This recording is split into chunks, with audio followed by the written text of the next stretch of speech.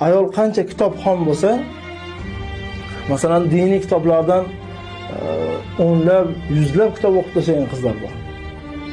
Shayx hazratlarining kitoblarini hammasini o'qib chiqqan qizlar bo'ladi.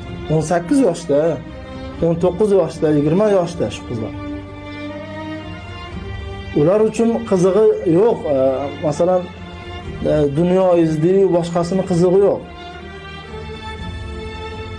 Oqila ayol, haqiqatan fikri ham ancha ochiq bo'ladi.